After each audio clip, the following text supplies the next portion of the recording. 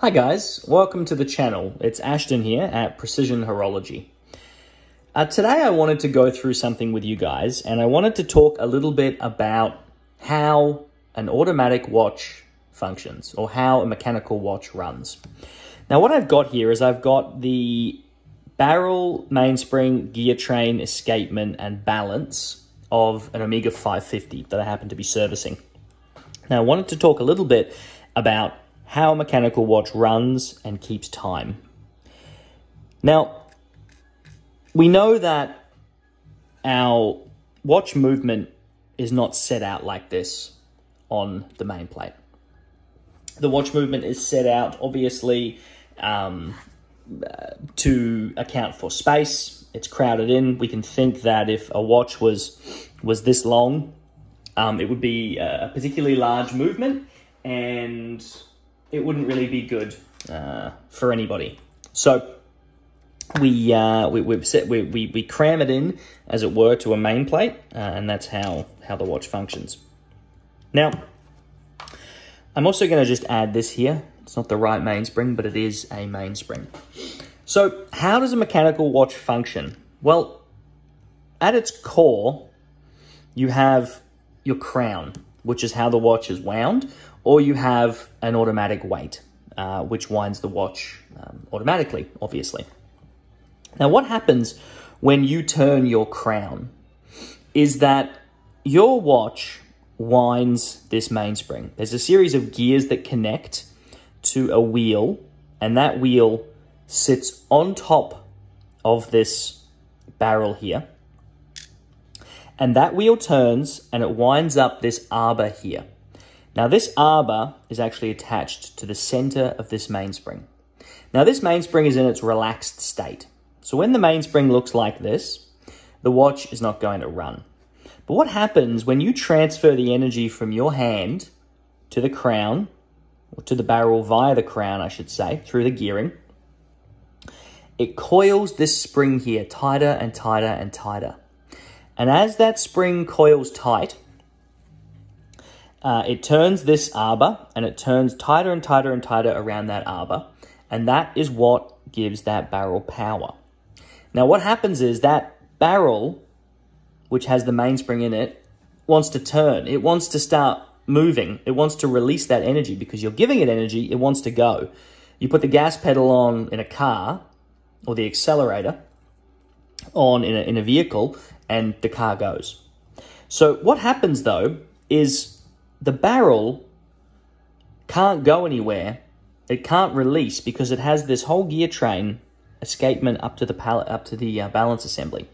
So what happens is the barrel then starts to move slowly as it transfers the energy down the gear train. Now, what will happen is it transfers the energy to the center wheel to the third wheel to the fourth wheel to the escape wheel. And it does this via a series of pinions. Now, what will happen is if we removed the pallet fork from the scenario completely, you would wind the watch and all the wheels would zip around and release the power. But what happens is when we add the pallet fork into the mix, the pallet fork jams up the train. So the power is sent through the train, but the pallet fork stops it from going anywhere. So if we move the balance assembly from the scenario, we can see that we wind it up, and nothing happens. Now, if we move that pallet fork from side to side like that, we will see that these teeth on this escape wheel will drop. As it drops onto the pallet fork, it moves the escape wheel tooth. And then what will happen is we drop it that way, it'll come forward. Drop it back this way, it'll come forward. Drop it back this way, it'll come forward. Drop it back this way, it'll come forward, and so on. Now, what happens when we add the balance? Well, what happens when we add the balance is we have this little impulse jewel here, and that acts on the notch of the pallet fork. And we have this spring. And what will happen is the pallet fork, or the balance, I should say, will start to run with its spring, and it will oscillate back and forth, back and forth, back and forth, like so. And then the wheel, the inertia of the wheel, will keep sending the pallet fork to lock and unlock. It will constantly lock and unlock, lock and unlock. And what will happen is the watch will then tick, and the power can get transferred out of the train through the escapement via the balance wheel, or via the balance. Now, while the watch still has power, that balance is still going to tick, because what happens is the balance comes around, it receives impulse from the pallet fork, and it takes the notch and throws it round. And then it comes back, and it takes the notch and throws it round. Comes back, take the notch, throws it round, back, back, back, back, back, back, back.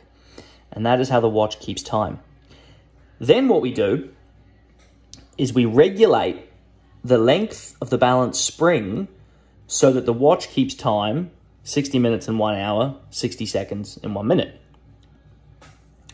Then the power is transferred to the hands.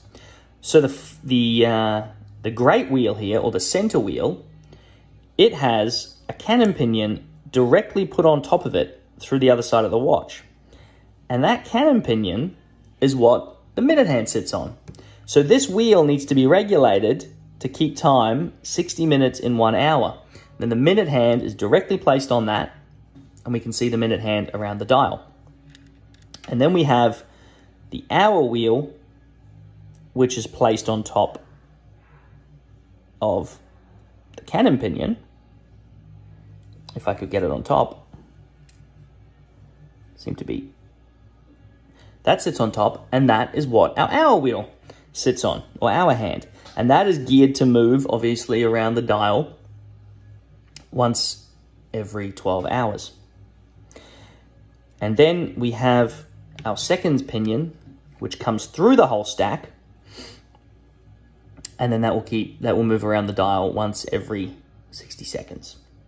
So hopefully, guys, that gives you a bit of an idea of how the transfer of energy in a mechanical watch works.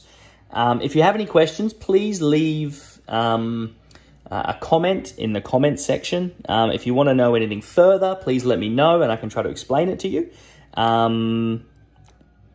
But hopefully that's clear enough. Hopefully I've explained things well enough. But yeah, do you have any questions, please let me know. So thanks for watching, guys. I hope you enjoyed, and I'll see you next time.